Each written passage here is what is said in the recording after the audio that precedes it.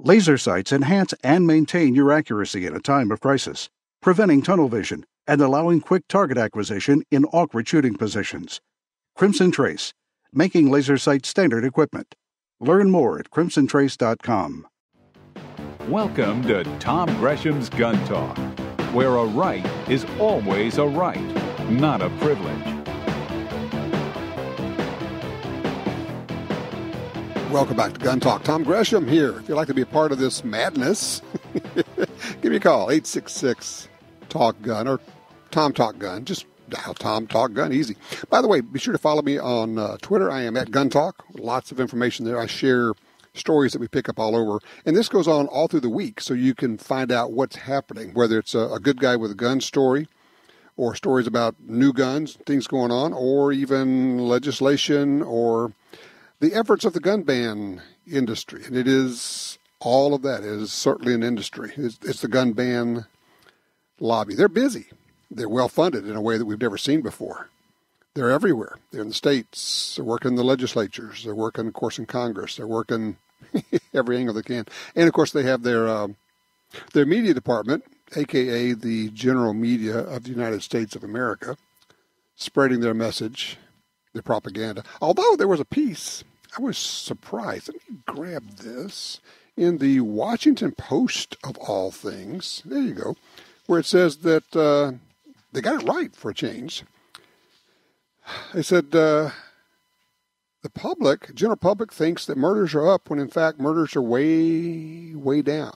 I've been talking about this for several years now. Actually, it was a Pew Research poll came out, basically said the same thing. And here's a story in the Washington Post with the stats, with the information that murders with guns down about 47% over a 25-year period.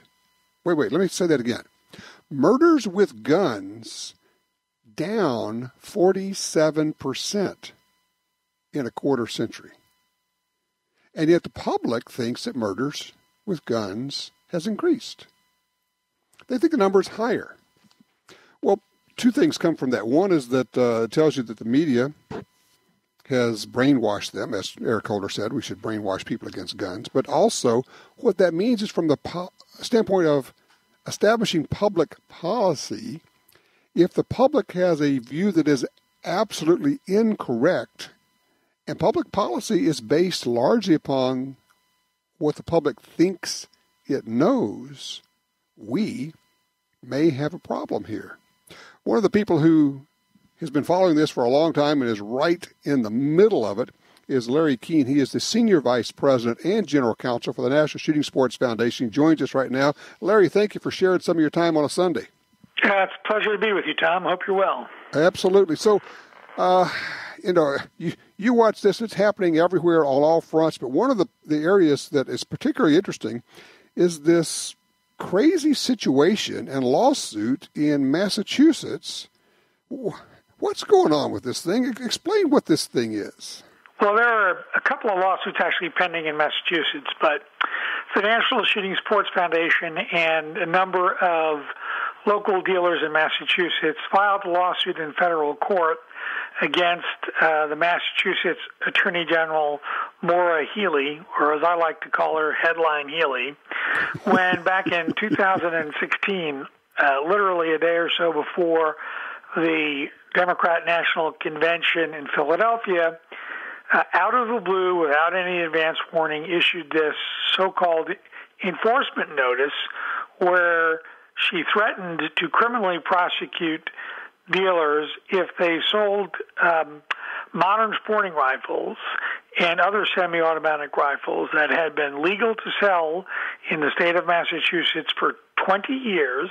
Mm-hmm. When she put out this enforcement notice, essentially completely rewriting the statute and creating a new test to define what is or is not lawful to sell in the state. So there was no new law passed or anything. Nobody went in and said, okay, these guns are now banned. She just said, you know what, if you sell them, we're going to come after you and charge you with a crime. Yes, she put out this notice, created this new test that's not in the statute, and so dealers have stopped selling firearms that they had been legally selling in the state for 20 years because of fear of prosecution and because they could not figure out, based on this new test, what was or was not legal to sell under her rewriting of the statute. When dealers asked her to explain whether I could sell this firearm or that firearm, the Attorney General's office said, we're not going to tell you, because they couldn't figure it out either. And they said, you make your best guess, and if you're wrong, we'll prosecute you. Exactly. So we went to federal court and said that she violated the due process rights of dealers in the state. And, of course, not surprisingly, she filed a motion to dismiss the case. But unfortunate for her, the federal court agreed with us and said we did state a valid due process claim and denied her motion to dismiss the case. She then filed a frivolous, in my opinion, appeal to the U.S. Court of Appeals for the First Circuit, claiming that there was some 11th Amendment violation and that the case needed to be dismissed based on the 11th Amendment. We said you're not allowed to appeal what's called an interlocutory appeal. You have to wait till a final judgment, and the basis of the 11th Amendment claim is that we are arguing in federal court that she violated state law, which wasn't the case. We claim she violated the federal due process rights of the plaintiffs. The Court of Appeals, at oral argument, right out of the box, said, why are we here? You can't bring an interlocutory appeal. Right.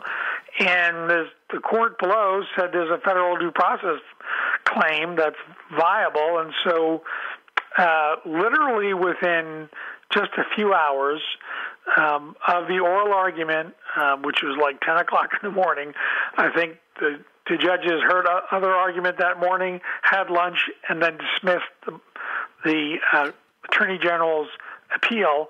So we're back now in federal court where we should have been, although many months have gone by and several more dealers have been driven out of business. Well, that's what I was going to say. That's the one of the points of this whole deal is this has gone on for so long with gun stores not being able to sell the guns that they were making a living off of. They have quite literally closed their doors and gone out of business because of this threat from the Attorney General. Sadly, yes. And here it gets even more absurd, Tom. In Massachusetts, they copied literally verbatim the Clinton gun ban that was in place from 94 to 04, which, as you know, was a two-feature test. Right. So for 20-plus years in Massachusetts, you could sell modern sporting rifles and other semi-automatic firearm rifles so long as you did not violate the two-feature test. And every single one of those rifles that had been sold in the state for 20 years was approved by the Executive Office of Public Safety, essentially the state police. Okay. Every sale is approved by the Executive Office of Public Safety. And so at her press conference, she was alleging that manufacturers were somehow knowingly violating the law by selling these firearms, and dealers were knowingly violating the law, and by golly, she was going to put a stop to this violation of the law. Now, you cannot, with a straight face, tell me that the Executive Office of Public Safety, the Massachusetts State Police, did not know what they were approving for 20 years. She completely rewrote the statute and decided for herself what the law should be, not what the Massachusetts legislature decided. So we brought the federal due process claim. It survived her motion to dismiss. It survived her frivolous appeal.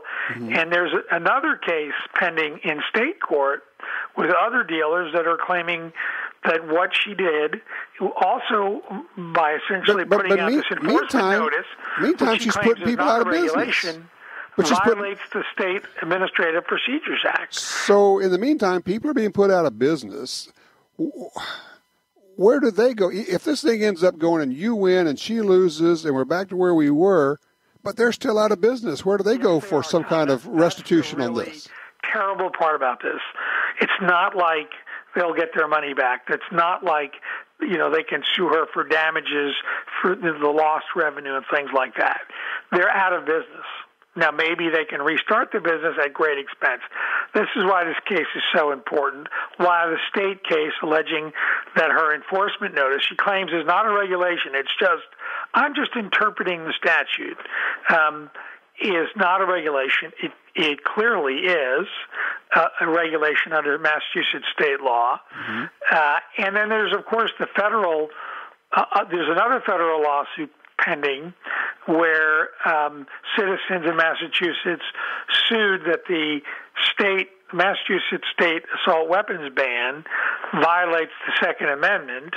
They lost at the federal district court in Boston, not surprisingly, and it was argued before the U.S. Court of Appeals for the First Circuit literally right after our appeal was argued to the same exact panel, which, by the way, that panel included former U.S. Supreme Court Justice David Souter, who was a dissenter in the Heller case, which was really amazing to see a federal circuit court panel. All right. Larry, I'm going to run out of time here. Where are we with this? How quickly do you think this case can get resolved?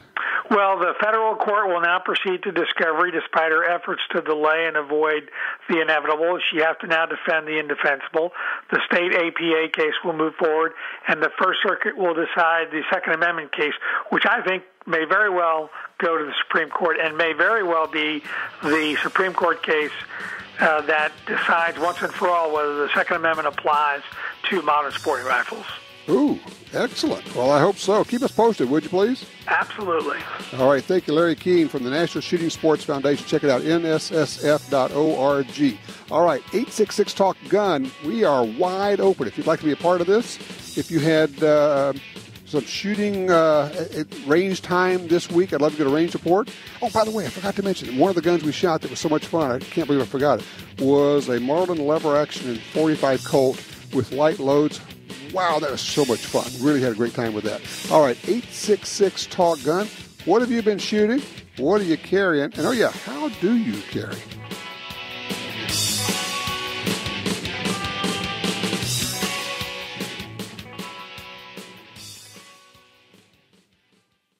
Your everyday carry advantage. The new M&P Shield M2.0 pistol from Smith & Wesson has the enhancements of the M2.0 line with aggressive grip texture and a crisp and lighter trigger pull. Extremely thin and lightweight, you can carry it all day.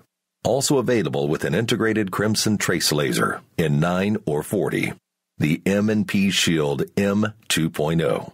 Visit smith-wesson.com.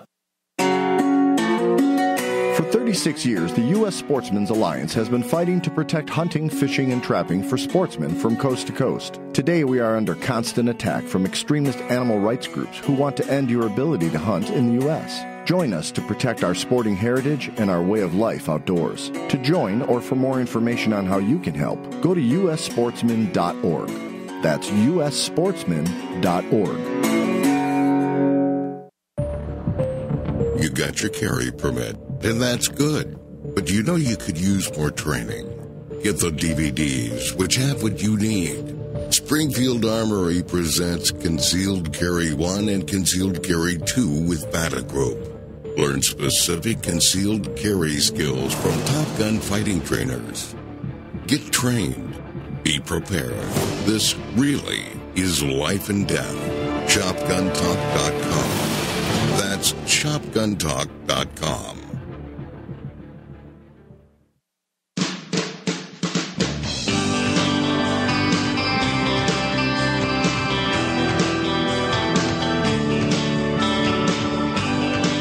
Oh, this is fun. The Washington Post story where they're detailing that the general public is completely wrong in what they think. That they think that murders are going up and we have this quote-unquote epidemic of gun violence. No, actually, no.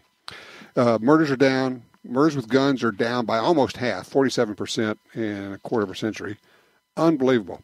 By the way, we talked earlier, I just mentioned, I don't think that this workplace shooting in Aurora, Illinois, is going to be used as a poster child for the gun ban crowd because this guy was prohibited, and yet he was able to get his gun legally, if you will, with big air quotes around legally, passed the background check, got his FOID card in Illinois. Now they're looking at it and going, oh, wait.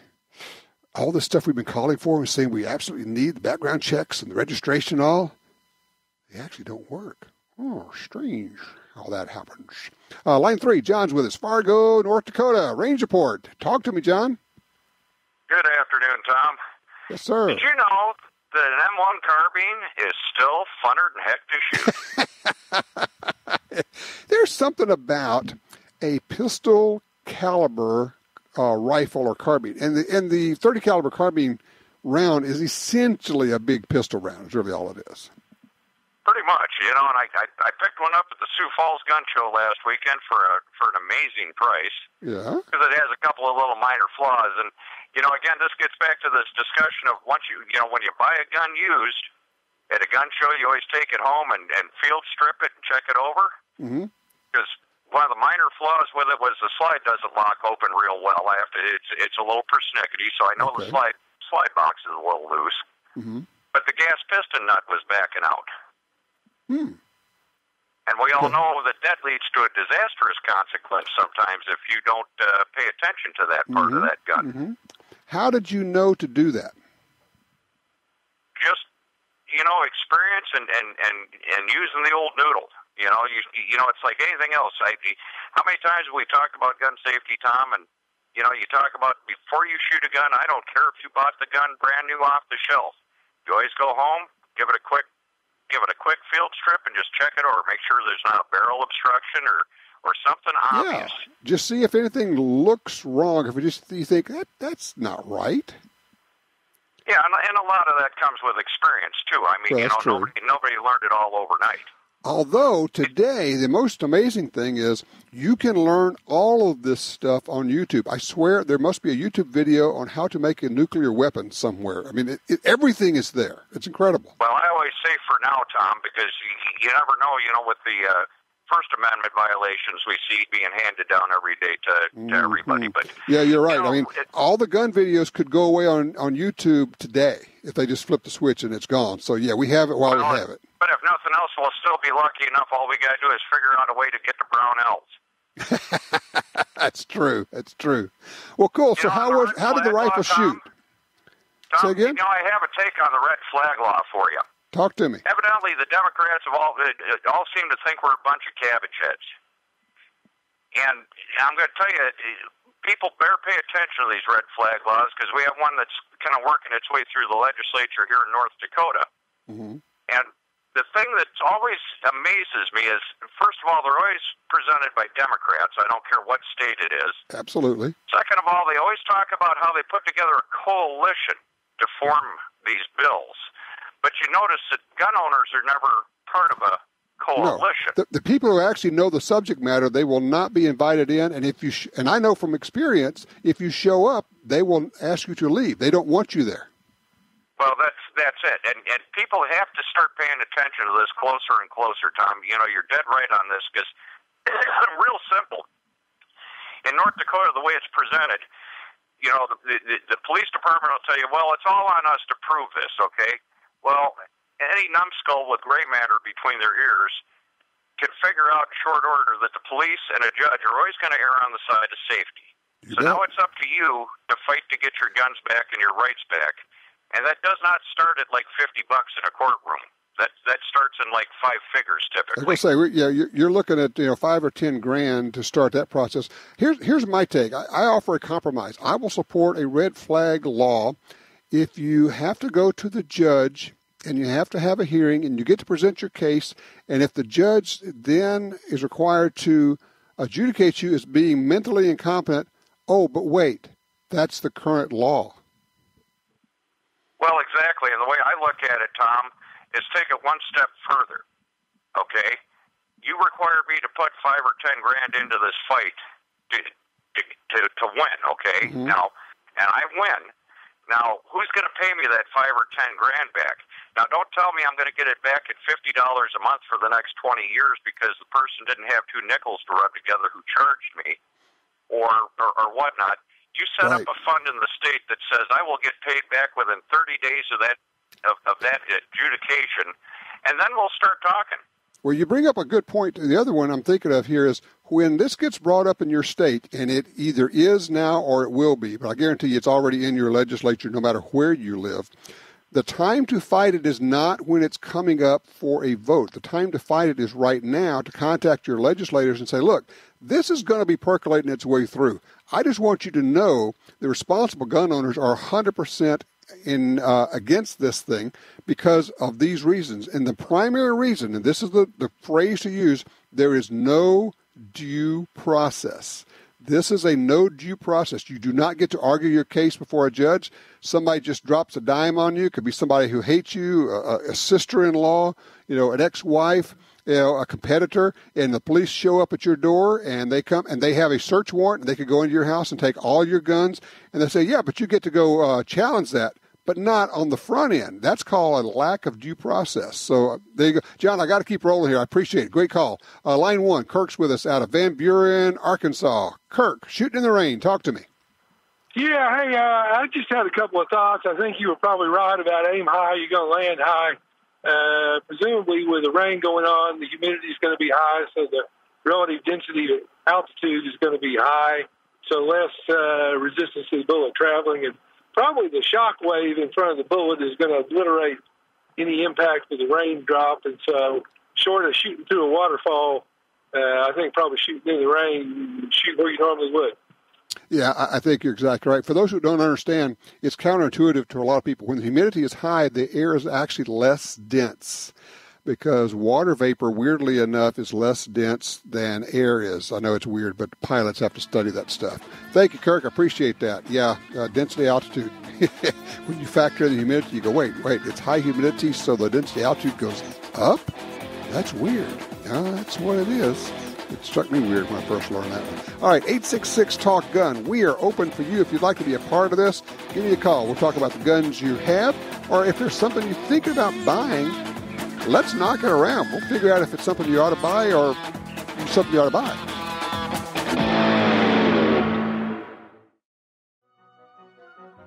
This is Milo Lardbottom, Junior Under Assistant Deputy to the Assistant Director of Deputy Affairs for the Department of Homeland Security, with a special message for listeners of Tom Gresham's Gun Talk. We know who you are. We know where you are. You're right by your radio. We have special cameras that can see into your radio. I have a special monitor built into my aluminum foil helmet. We are watching you. So don't try anything funny, Buster. All right, back with the 866-TALK-GUN. Tom Gresham here. If there's something on your mind, if it's about guns, we'll talk about it. Simple as that, okay? Let's see. Line 3, John's with us out of Marshall, Texas. John, thanks for your patience. How can we help you? I have a 25 super short mag AR. Okay. And finding brass is really, really hard. And my question is, seeing as how Hornady and Winchester has made 243 super short mag, can you neck that up, resize it and all, and use it instead?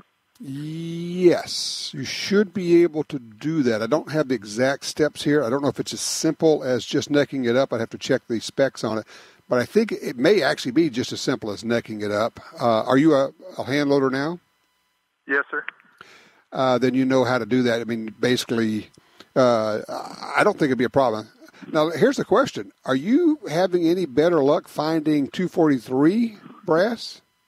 Well, you can get it mail order, or at least the last time I looked, you could get it mail order through a couple of the big internet, outlets. Right. I don't know if they still have it, but I hadn't been able to find some 25 in a long time.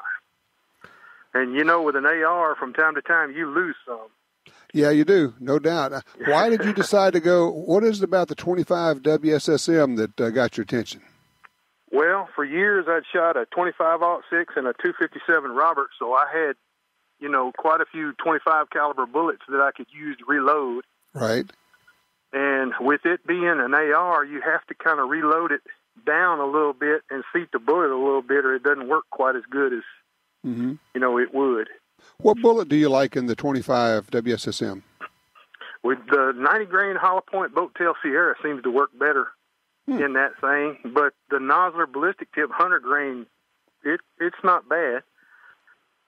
Interesting. Yeah, I think. Yeah. Now the other thing I'm going to tell you is the thing you already know. When you find brass, don't dabble. Get a bunch. Yeah. I'm hoping that if they made some 243 and some 223 this last year, that maybe next year we can get some 25. But I don't know. Of course, the nice part about that is you only have to neck it up once. Once you got it up to 25 cal, you're there, and who knows? But you could probably, with that pressure level, you could probably get between 5 and 10 loadings out of each case, I would think. Oh yeah, because you really got to load it down a little bit for the AR. Because you got to seat the bullet in like about 9/10, of an inch deeper. I got some reloading information at one time out of a gun magazine where a guy was talking about. I can't remember his name now, but he was talking about he got one and it was good, but you had to stay with a 2.26 length, and it was like 2.3 something from the factory, so it didn't work good in the magazine. So. And that's the kind of thing that hand loaders do all the time. People are thinking, what are you talking about? Well, we're talking about the overall cartridge length. The factory, the SAMI spec on that cartridge, I think, is 2.360, if I remember right, something like that. But if you got to seat a little bit, or you could use a bullet that's not as pointed, and it'll end up being shorter, but you want the pointy bullet. I would say if you can find some 243 WSSM brass, buy you 500 rounds of it. Go ahead and stock up, neck it all up, and you're good to go. All right. Appreciate it. All right. Good luck with it. Appreciate that. I want to get this in. Brad on line 1 with a range report for us out of Cedar City, Utah. What you been shooting there, Brad? Well, I just picked up not too long ago a Ruger SR22. Oh. And it's been a lot of fun. It is really actually a very stable platform, completely ambidextrous, 3-dot sights. Took it out. I've run just about every type of 22 round you can think of through it, and it's been absolutely flawless. And it's kind of a really trim little 22 pistol, isn't it? It really actually is.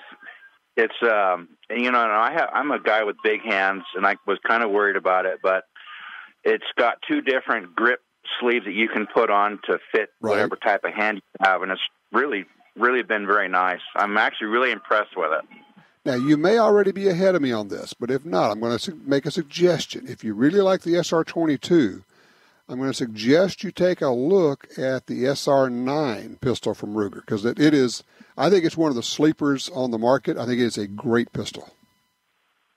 It's funny that you mentioned that, because I have actually been interested in that, and I think I might make that my next purchase just to see how I do with it. But yeah, the SR9 really looks like a nice gun. It is. It comes in full size with a 17-round mag, and then compact, I think that's a 12-round mag, and both of them are real good and shoot really well. I think if you like the SR22, that makes all the sense in the world to get the centerfire version. Hey, I appreciate the range report. That is great, Brad. Thank you, sir. I'm going to scoot for just a second, take a quick break. When we come back, we'll talk about the guns that you want to talk about. I have one to mention that I think is another one of those sleepers that people are not paying attention to.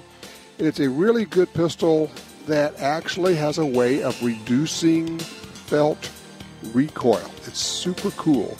Be right back.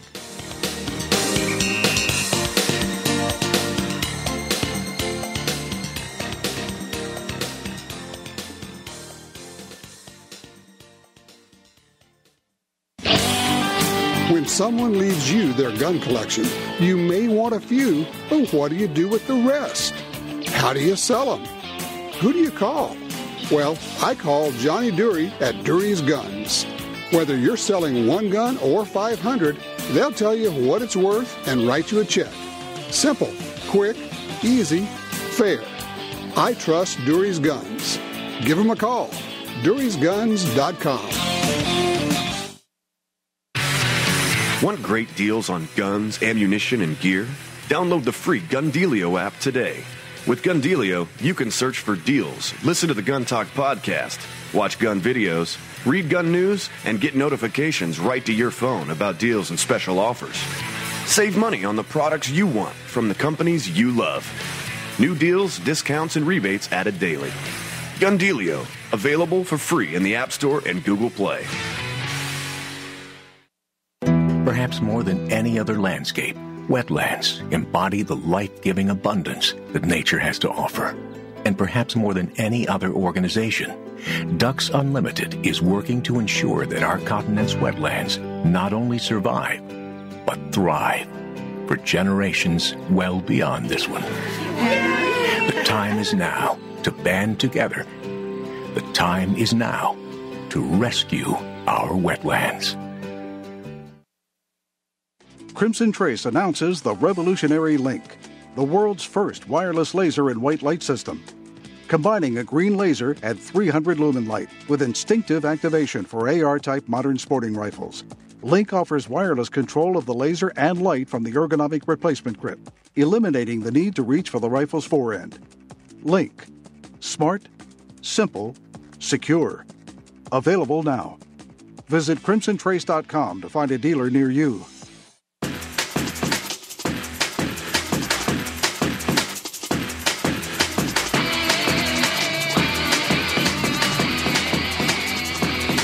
All right, going to line 2, Richard's with us out of San Antonio. Richard, thanks for your patience, sir. You are on. Hey, Tom, just want to give you a range report Sure. coming out of San Antonio, Texas.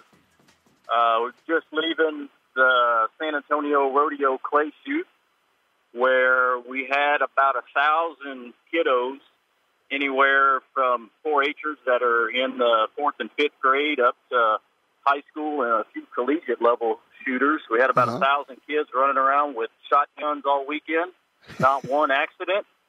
Had lots of broken clays, lots of prize money, giving away over $250,000 in prizes and gifts. Holy cow.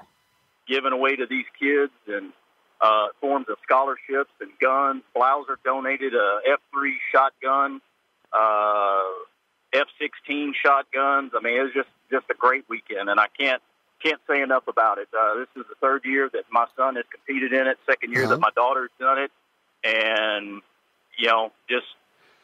I'm the president of our booster club for our local FFA chapter, and we had 26 representatives there from our town and the largest FFA chapter, and just a great weekend. That's amazing. So you got 1,000 kids with shotguns, and they're shooting tens of thousands, maybe 100,000 rounds. Nobody gets hurt.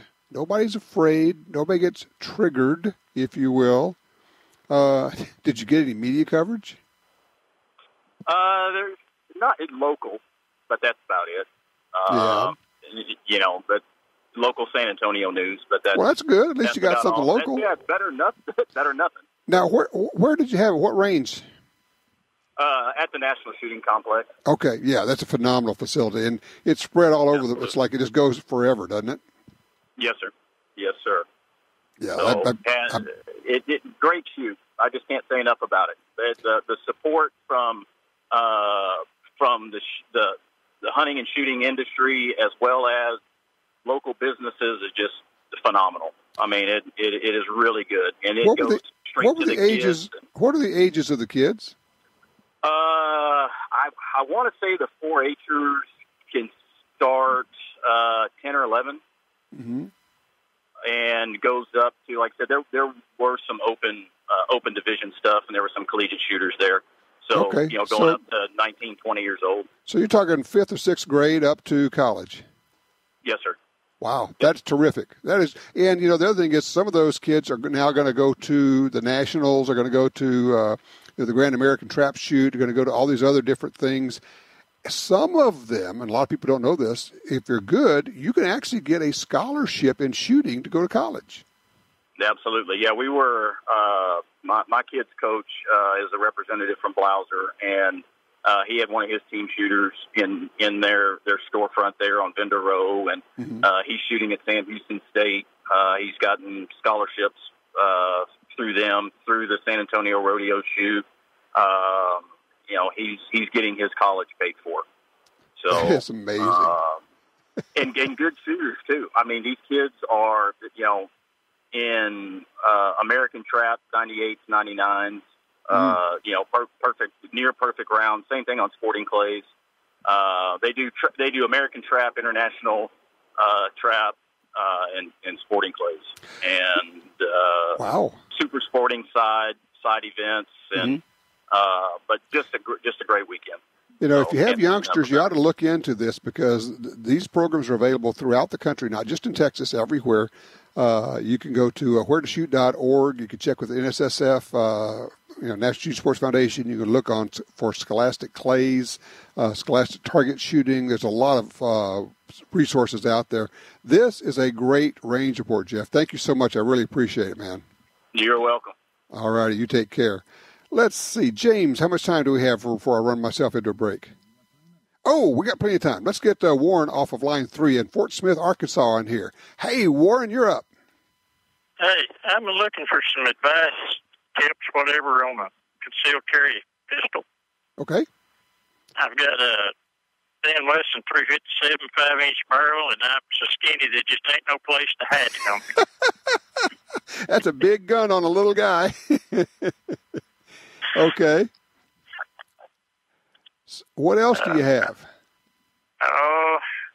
That's 22s is about all I've been able to put up with, and handguns. I just can't get along with automatics.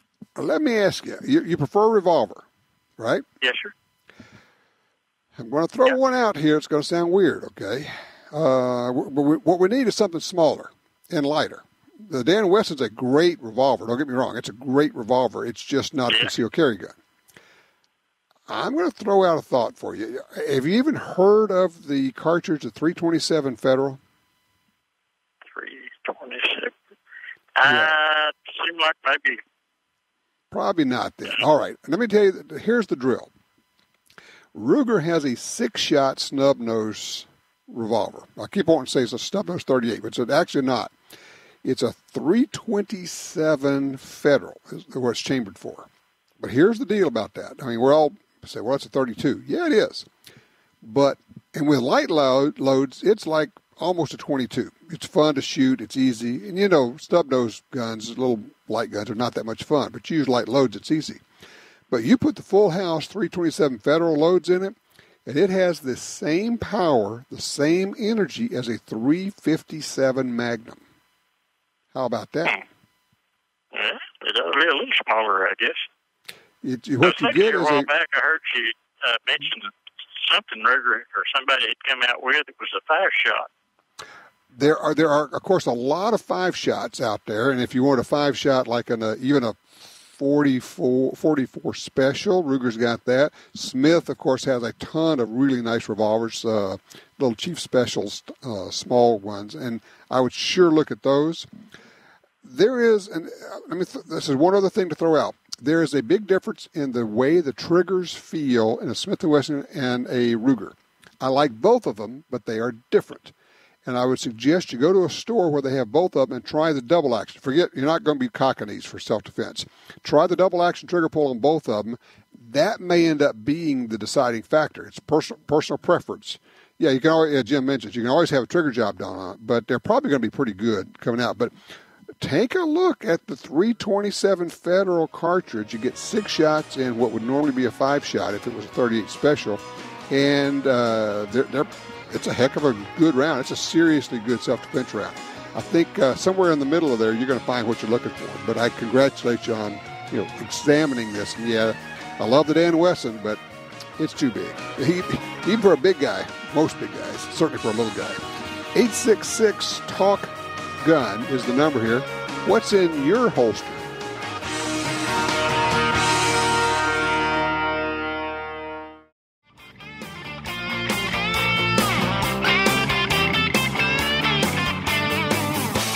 Hey, don't forget to go to guntalk.com, or let's go to shopguntalk.com. That's where we have our shop, shopguntalk.com. We have T-shirts, DVDs, books, hats, trucker and flat bill trucker, all kind of cool stuff there. with Gun Talk and our little cool secret sauce trigger logo that you'll know what it is. A lot of people won't know it's a trigger. It's pretty cool stuff. I mentioned, excuse me, in the call earlier, he mentioned the Ruger SR pistols, the SR9, SR40. Those are really good pistols. But there's another one that I think is a sleeper that just doesn't get quite the attention it deserves. Ruger makes one called the Ruger American pistol. And this was one of those deals, when we first got one in, we were going to do some video with it. It came in, we'd go out to the range, never shot it before. Got the camera guys all setting up their cameras. I said, hey, guys, you guys go ahead. I'm going to go down range here by the berm. I just need to shoot this pistol. And we do this. I just want to make sure it goes off, that I know how to operate it and everything before we start rolling cameras, right? Makes sense. It was that rare experience. Loaded it up, came on target, pressed the trigger, it goes off, and I stopped. And I went, wow, that's different. Shot it again, went, that's really different. They have in this pistol, and I thought it was marketing. Okay, I'm skeptical, right? They call it the recoil reducing barrel cam, low mass slide, low center of gravity, and bore axis. Yeah, right. This cam, whatever it is, however it works, I don't know what it is. I don't know how it does its thing. It was the lowest feeling recoil 9mm I've ever shot, ever. It delays it. It spreads it out over a longer period of time. It's kind of like the gas-operated semi-auto shotguns. They don't really reduce the recoil, the total recoil, but they spread it out over a longer period of time so you don't get smacked. You kind of get pushed. And that's what this was. And it was, it will stay with me. It's rare that I shoot something that really surprises me like that, where you go, ooh, wow, that's really nice. The Ruger American pistol. If you're shopping for pistols, I would look at one of these. One of these in 9 is such a sweet shooting pistol. It's quite amazing, really is. We're so lucky. I was thinking one of the reasons that this pistol gets lost is because Ruger has so many good pistols in the lineup, and they do. And then you take that. I was thinking, just this past week, let's see, I carried a SIG, I carried a Smith 1911, and I carried a Springfield Armory. Don't do as I do. Pick one, go with it, learn how to run it, but I necessarily have to. It sounds terrible. I have to try different guns, but it's part of the job. And they're all wonderful. It's just amazing. They're all so darn good. It's crazy. The Ruger American is great. The SR9 system, the SR40 that Ruger has, I think they're great pistols, really slim. Like 1911 type slim. It's just crazy, all the good stuff we have available today. There's almost nothing bad that I'm aware of. Nothing comes to mind. You just go, yeah, that's pretty cool. Pick something and then buy a bunch of ammo and spend money on a good holster and a good belt. It is so critical to your system. You probably need half a dozen, I'd say minimum half dozen mags. When you buy your semi-automatic gun, buy extra mags, always. You'll be glad. You'll thank me. But a good holster and a good belt make all the difference for carry. And then buy a bunch of ammo and allocate time. It's all about how much time you put in. Go get some training. Yeah, I know. I've been shooting all my life. Give me a break. It's not enough. It's not. People who are really good go get training. So the rest of us really need to get some training. In the meantime, take care of your family. Carry all the time, everywhere, because you never know where the bad guys are. If you want to be part of the after show, call me now, 866-TALK-GUN. Watch your six. Be safe out there.